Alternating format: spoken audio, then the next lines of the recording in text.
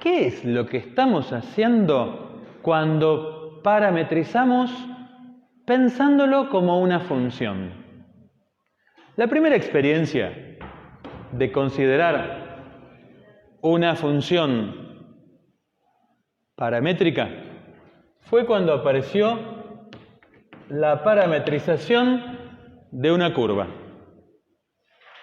En el curso previo a esta expresión, donde acá aparece un vector y aquí hay componentes que son funciones de t, el parámetro, y es más, te decían que t está en un dominio. En el curso previo de cálculo te dijeron que esto era una función. ¿Y qué hace esta función? Le asigna a un valor de t real en el dominio, le asigna un vector. Y ese vector es un vector posición que se dibuja siempre con el origen en el origen de coordenadas y la punta recorriendo la curva. ¿Se lo imaginan? ¿Han visto dinámicamente en GeoGebra ese vector móvil que a medida que t cambia se mueve, conservando siempre que parte del origen de coordenadas y la punta recorre la curva? ¿Algo así?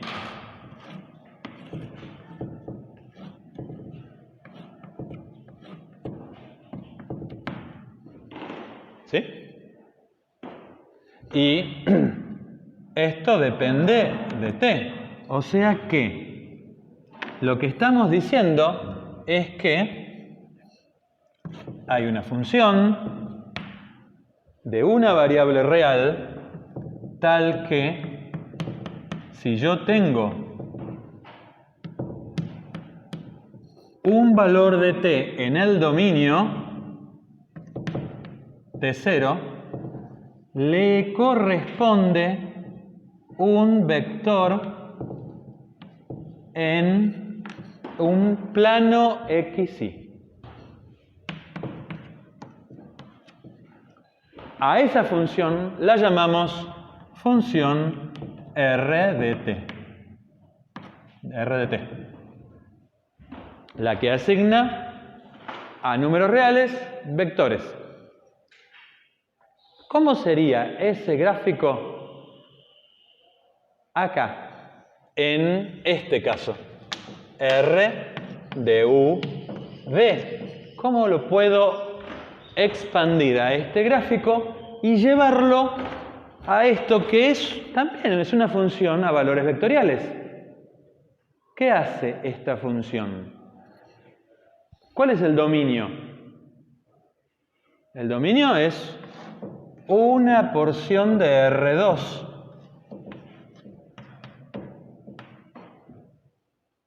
Una porción del plano V. ¿Sí? Supongamos que sea esta porción que está acá. O sea, en vez de tener que el dominio es un intervalo en R, ahora mi dominio es un conjunto de puntos en R2. Lo llamaré en la región RUV. Es el nombre que le pongo a toda esta región.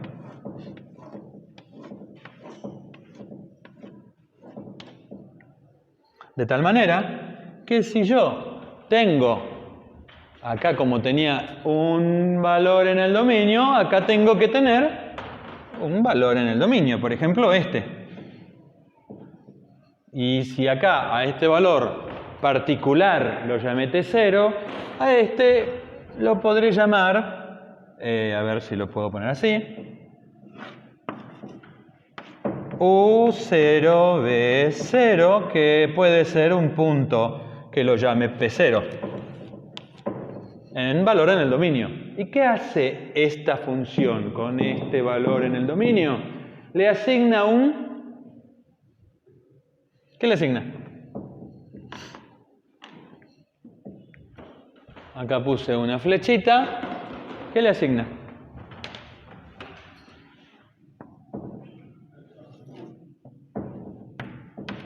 vector. ¿Y dónde vive este vector? R de V. ¿En qué lugar está? ¿En dónde estamos? No les voy a spoilear nada, ¿no? No. Está en R3, ¿no? Porque tiene 3 componentes. ¿Se acuerdan que tenía 3 componentes? Que hicimos la primera parte de la clase. Ok, entonces vamos a R3. Y acá tengo que dibujar un vector, ¿sí? Y será un vector, por ejemplo, así. U0, B0, ahí está. Y ese vector recorre una superficie.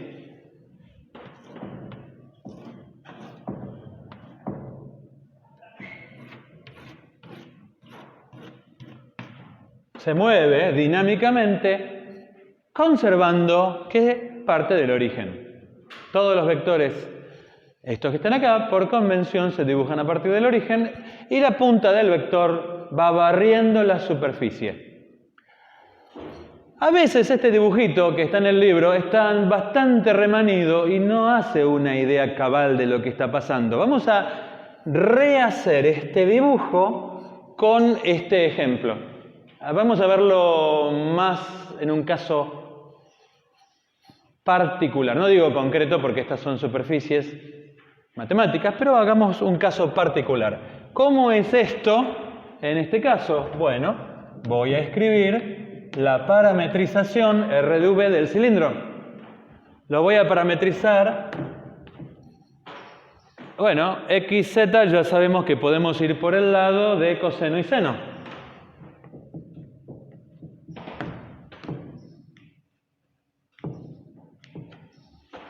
Al cuadrado, vamos a cambiar un poquito, te lo cambio un poquito para que sea, venga un poquito. Al cuadrado tiene que sumar y valer 4, por lo tanto, acá, fíjense que si le agrego un 2, me queda x cuadrado más z cuadrado, me queda que vale 4. ¿Estamos bien ahí? Y vamos a considerar que acá hay otra variable que es b. Y vamos a suponer que solo me interesa una porción de cilindro. No todo el cilindro matemático, sino vamos a suponer que me interesa de z igual menos 1 a z igual 3. Esa porción de cilindro es la que me interesa. ¿Tá? Entonces no es... Ahora se volvió una porción de superficie que está acotada. Esto viene por acá, menos 1, ¿no? Hasta acá. ¿Tá? No tiene tapas, es solo el lateral de la tapita, de la botellita, de la latita de gaseosa. ¿Tá? Bien, entonces ahora con esta data voy a escribir el dominio. Bueno, esto está mal, ¿no? Este gráfico no coincide con esto, me equivoqué. Corregí esta que está acá y este gráfico no es. ¿Cómo es el verdadero gráfico? Cilindro de eje. Y sí, muy bien, 10 felicitados. Algo así. Algo así, más o menos así. Acá es 3, acá es menos 1. Más o menos así. Y igual menos 1. Y igual 3, los límites del cilindro, que está acá. Por lo tanto, voy acá y digo que U tiene que variar entre 0 y 2pi y B tiene que variar entre menos 1 y 3. ¿Estamos? Ahora voy a dibujar para este caso particular este gráfico de acá. Voy a rehacer esto para este caso particular. U, B. ¿Entre qué variaba U? 0, 2pi. 0, 2pi. ¿Entre qué variaba B? Menos 1 y 3, más o menos. Ok. Esta que está acá rayando, que estoy acá rayando, es lo que acá dibujé en general, acá lo dibujo en particular. Esta es mi región R de V. ¿Estamos? Ahora, R mayúscula, ¿no? La región. Ahora, considero qué es lo que hace esto que está acá. Lo que hace es a cada punto de acá le asigna un vector que lo voy a utilizar para describir una porción de superficie de esto. O sea que me queda algo así. ¿Ah? El cilindro de Hey. Por ejemplo, vamos a ver, por ejemplo, el punto 0, 0 del dominio se lo asignará al vector R de 0, 0. ¿Y dónde está el vector R de 0, 0? Es el vector 2 coseno de 0, 0, 2 seno de 0. O sea, 2 por 1, 0, 0. 2, 0, 0. O sea que este punto que está acá, de coordenadas 0, 0, a este le corresponde el vector 2, 0, 0. R de 0, 0. ¿Está? ¿Se ve? Ok. Bien, primera fase. Segunda fase. Vamos a ir en este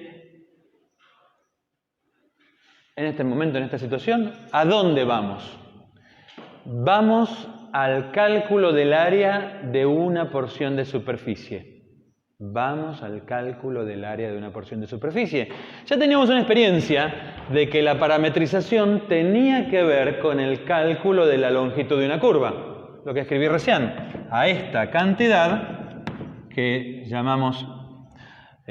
a esta cantidad.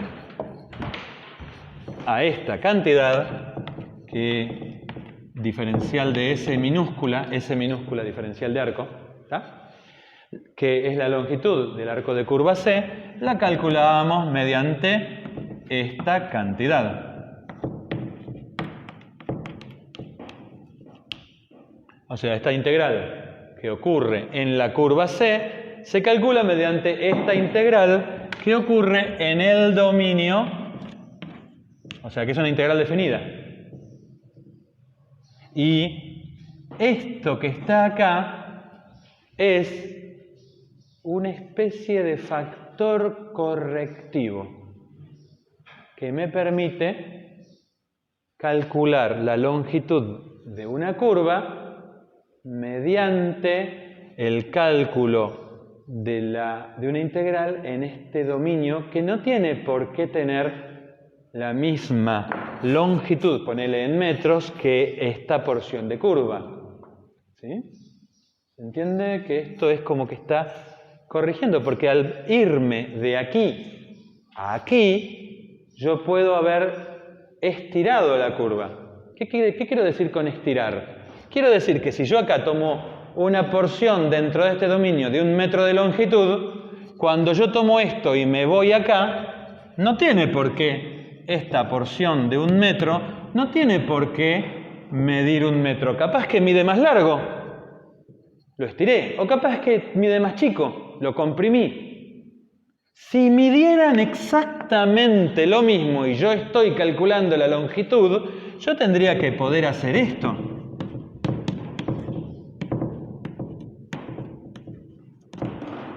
Esto es la longitud de la curva. Esto es la longitud del intervalo. Si ni estiré ni comprimí, acá tengo que poner un 1, ¿o me equivoco? Si mi intervalo medía 10 metros y la curva mide 10 metros y estas dos calculan la longitud de la curva, por lo tanto, fíjense que esto me da 10. ¿Se ve? Pero porque me da B menos A, que es 10. Y acá tengo un 1. Quiere decir que si módulo de R' me da 1, no tengo que corregir nada para calcular la longitud de la curva. ¿Me siguen? Pero si módulo de R' vale 2, quiere decir que si estos son 10 metros y acá tengo que esta integral me da 10 metros. Si yo no pusiera el 2, esto valdría 5. ¿Me siguen? Porque por 2 tiene que haber 10 metros. O sea que esto mide 5 metros, esto mide 10. Para calcular la longitud de la curva con una integral acá que me daría 5, corrijo y lo multiplico por 2. ¿Me siguen? La idea del factor correctivo. Después hay una matemática que te lo demuestra. Pero la idea de qué es lo que estamos haciendo es la idea del factor correctivo. Vamos a ver acá. Miremos acá. Necesito hacer corresponder superficie con superficie. Y te lo voy a hacer así. Mirá lo que pasa cuando yo, por ejemplo, te congelo la variable u. Yo te la congelo a esta variable y de toda la región amarilla me quedo con esta línea. La vamos a poner de color naranja. ¿Qué es la línea de color naranja? Esta línea es una línea recta a u constante. ¿Están de acuerdo? Si quieren le podemos poner un ejemplo. Podríamos poner u igual a u0, ponele que valga, qué sé yo, pi sobre 2. ¿No? Entonces, ¿qué pasa si yo congelo acá arriba u igual a u0 en pi sobre 2? ¿Qué me queda? ¿Dónde se mueven los vectores azules? 2 coseno de pi sobre 2 me da 0. B es cualquier valor, varía. 2 seno de pi sobre 2 me da 1, 2 por 1, 2. ¿Dónde están los vectores, las puntas de los vectores que recorren 0, cualquier i, 2? 0 en x, cualquier i. ¿Se me cayó el naranja? No, acá. Quiero marcar acá, 0 en x, estoy en el plano y z. Cualquier i, pero z vale 2. Estoy acá arriba. Todos los vectores azules tienen que terminar ahí arriba. ¿Está? ¿Me siguen con esto? Si le aplico R a esta línea recta, me la transformó en esta otra línea recta. Pueden verificar que si lo hago con otras líneas rectas, también me transformará en otras líneas rectas que tienen que estar dentro de la superficie. Así. Pero no tienen por qué líneas rectas de acá ser transformadas en líneas rectas en R. Mirá lo que pasa si en vez de congelarme la variable u, te congelo la b. ¿Qué pasa si te congelo la b? Ahí la congelé a la b en 0. 2 coseno de 0 ya sabemos que es 2. 2 seno de 0, 0. No, me congelé la b, perdón. 2 coseno y 2 seno siguen variando. ¿Se acuerdan que u era como el ángulo? Pero b está fijo. Se ve que b está fijo en 0. ¿Y qué es? Y te queda una circunferencia a b igual 0. O sea que te queda algo así. Centrado, bueno, quedó muy feo. Y si le cambio el congelado, en vez de congelar b en 0, te lo congelo en otro b, ¿qué te pasa? Siempre te va a quedar circunferencias, porque u varía, pero a diferente valor de i. Claro, me dirás, yo puedo pensar el cilindro como un conjunto de infinito de segmentos, o también lo puedo pensar como un conjunto infinito de circunferencias. ¿Estamos con eso? Bien. Basado en esto, yo voy a tener que todo grillado aquí de rectangulitos, toda partición, ¿te suena la palabra partición? Toda partición acá genera una especie de partición acá en superficies, ¿vieron como una pelota que se construye con parches de cuero? Cosiendo. Bueno, acá lo mismo. Construimos una superficie pensándola como la unión de parches como rectangulitos curvos. ¿Se ve? ¿Estamos con eso? Ok. Bien. Y podemos establecer una relación entre las áreas de un rectángulo en particular acá y el área de superficie de un rectángulo curvo allí.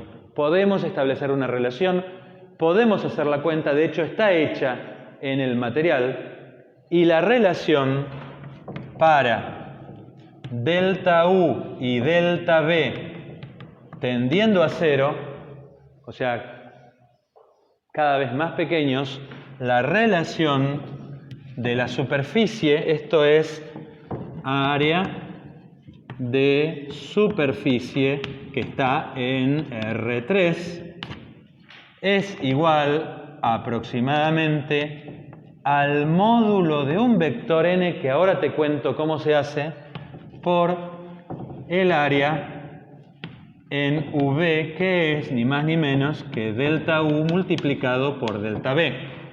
Se ve que si yo multiplico delta U por delta B, donde ¿quién es delta U? Es la variación en la variable U multiplicado por la variación en la variable B, me da el área de este rectangulito que está aquí. ¿Sí? Esta relación aproximada tiende a ser exacta cuando delta U y delta B tienden a 0. No lo voy a hacer acá el cálculo, está en el material. Lo que sí me interesa es que aquí hay un factor, así como aquí había un módulo de un vector, aquí hay otro factor que es el módulo de un vector, y lo que vamos a hacer es una visualización con la ayuda de la hoja cuadriculada. Con esta hoja cuadriculada yo voy a representar una porción del dominio del plano R2 que está acá. Este es el plano V. Y vamos a imaginar que esta hoja la sumerjo en aceite, de modo tal que la luz pasa a través, pero que el grillado supongamos que está el sol, este grillado pasa e ilumina algún lado. Entonces yo tengo mi plano y lo pongo contra una pared, ¿sí? O lo pongo contra el piso, y miro abajo. Si el sol está vertical,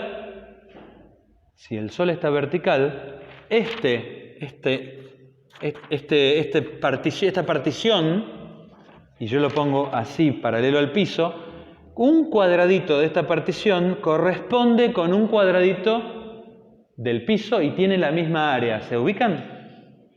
Porque básicamente proyectamos este dibujo, lo proyectamos igual en el piso. En ese caso, el área en el plano V y el área del rectángulo correspondiente en R3 serían iguales. Y el factor correctivo es 1. Pero eso no siempre pasa. Puede ser que yo tenga esto y lo ponga inclinado y el área en el piso sea diferente del área aquí. Entonces, si por ejemplo el área de los cuadraditos en el piso fuera el doble del área aquí, y yo quiero hacer una cuenta en este plano V para calcular el área en el piso, deberé introducir un factor correctivo que justamente, valga la redundancia, me corrija el área para tener la cuenta correcta. ¿Sí? Podemos demostrar que este factor correctivo es el módulo de un vector normal obtenido así como te lo voy a contar ahora. ¿Cómo se obtiene este factor correctivo? Al igual que este otro factor correctivo, involucra derivadas primeras de vectores. Vamos a mirar acá un poquito más en detalle qué pasa con las curvas naranjas aquí. Las curvas naranjas se obtienen congelando la variable U. ¿Sí? Entonces, si congelo la variable U, La variable que varía es la b. Llamaremos a esas curvas naranjas b curvas. Y su ecuación es esta, donde u está congelado. Pero claro, si u está congelado, solo depende de b. Y yo sé que la derivada del vector r, cuando describe una curva, es el vector tangente. Entonces, voy a escribir acá el vector r derivado respecto de b es un vector tangente a la b curva. En este caso, tiene que ir necesariamente en la dirección de la recta, porque tangente a una recta es un vector que va en la misma dirección de la recta. En el caso de las líneas rojas, lo que hice es construir lo que llamamos una U-curva. ¿Qué es una U-curva? Es una curva donde yo le congelé la variable B0. Nuevamente tengo una función a valores vectoriales que depende de un parámetro. Es efectivamente una curva como lo era acá. Y nuevamente tengo que el vector r derivado respecto de u me da un vector tangente. Se me duermen. Me da un vector tangente. ¿Sí?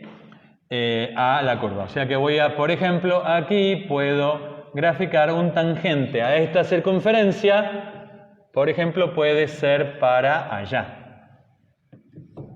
Esto sería entonces RB. Y esto sería RU. Hay una operación matemática que me permite hallar un vector perpendicular a otros dos.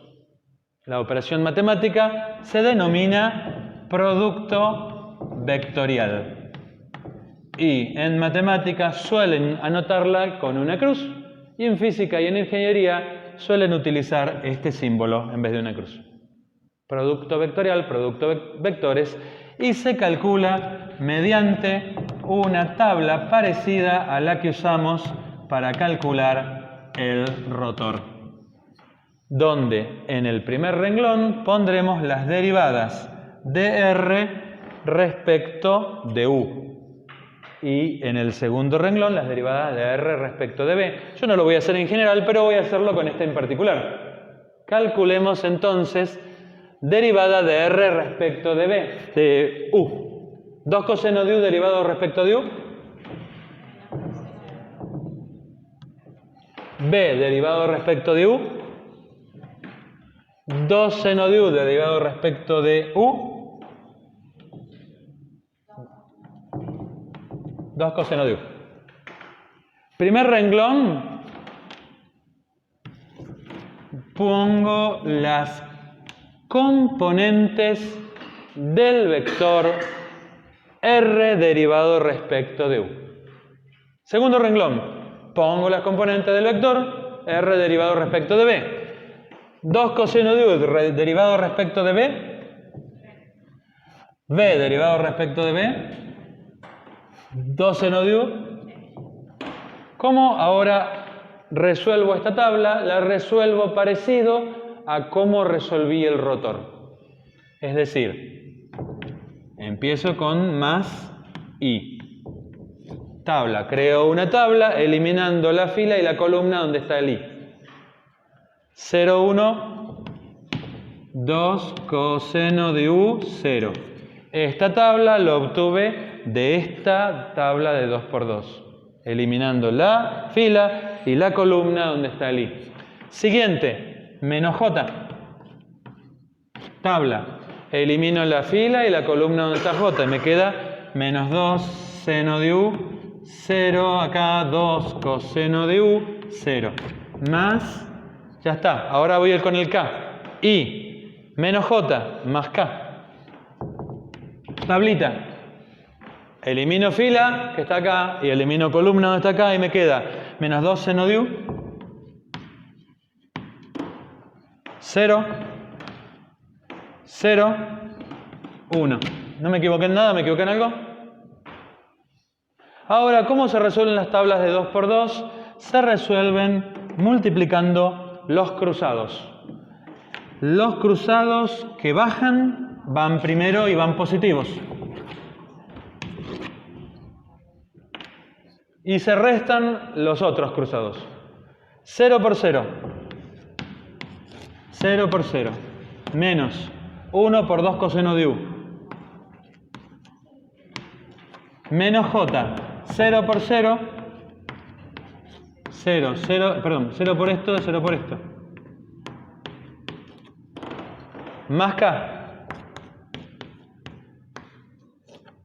Menos 2 seno de u por 1. Menos 2 seno de u por 1 menos 0 por 0. O sea que me quedó el vector primera componente menos 2 coseno de u. Segunda componente 0.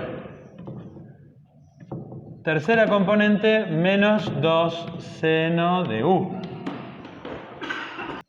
Pueden verificar que este vector obtenido así es perpendicular tanto a al vector que está dentro de la banda naranja, como perpendicular a este. Por ejemplo, haciendo producto punto. Este vector, producto punto, este vector da perpendicular porque da 0 el producto punto. Pueden verificar que también pasa con el otro. De este vector, lo único que nos va a interesar ahora es su módulo. Entonces ahora voy a calcular el módulo de este vector que llamaremos normal v. Entonces voy para aquí y calculo el módulo del normal, es la raíz cuadrada de menos 2 coseno de u al cuadrado más 0 al cuadrado más menos 2 seno de u al cuadrado, y me queda 4, factor común de coseno cuadrado más 1 cuadrado, 4 por 1, igual a 2. ¿Qué significa que sea 2? ¿Y qué significa que sea constante? Que sea constante significa que la deformación que yo creo al pasar de aquí a aquí es la misma para cualquier punto de esta superficie. Nosotros ya nos habíamos enfrentado con una situación así. ¿Cuándo? Cuando hicimos transformación en integrales dobles. ¿Se acuerdan del jacobiano?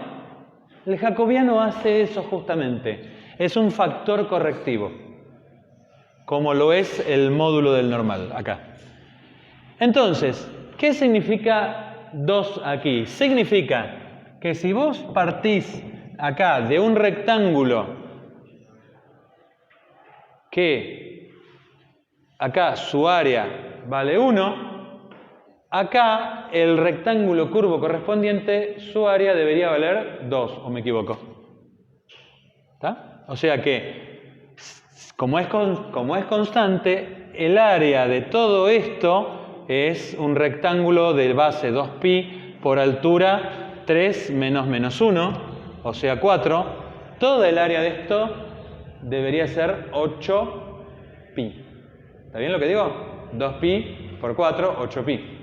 Y toda el área del cilindro, si esto es cierto, debería ser 16pi, si no me equivoco mal, o 4pi. Bueno, ahora vamos a mirarlo. Vamos a calcular el área del cilindro. ¿Cómo se usa el factor correctivo? Lo vamos a usar así. Vamos a representar por este símbolo, donde le vamos a poner a esto un nombre. Ahí le llamé gamma. Esta letra que está acá es la gamma mayúscula griega. Y vamos a denominar a toda esta superficie la superficie cuyo nombre es gamma. Del mismo modo que a esta región le llamé R de V. Son nombres, no son números, ¿eh? Es como ponerle un nombre a algo. Entonces, vamos a utilizar este símbolo para representar el área de la superficie cilíndrica gamma. Y lo vamos a calcular mediante una integral doble en el plano V. que podemos escribir directamente como una integral iterada. Porque entre qué valores varía u y qué valores varía b, ya los tenemos. Entonces, directamente, en vez de escribir acá que estoy integrando en R de v, que lo podría hacer, directamente escribo la iterada, donde b varía de menos 1 a 3 y u varía de 0 a 2pi. Y el módulo del normal vale 2. Entonces, me queda esta integral que es inmediata, es sencilla, directamente 2 sale afuera y me queda 2 multiplicado por 2pi menos 0 multiplicado por 3 menos 1. ¿Sí? Porque es una integral de una constante, o sea que 2 por 2pi por 4 me queda 16pi. Esta cantidad que estamos viendo aquí es el área lateral de este cilindro. Y el área de este rectángulo es 8pi. Vemos que entre esta área y esta área está el factor correctivo 2. Esta área resulta el doble de esta. ¿Sí?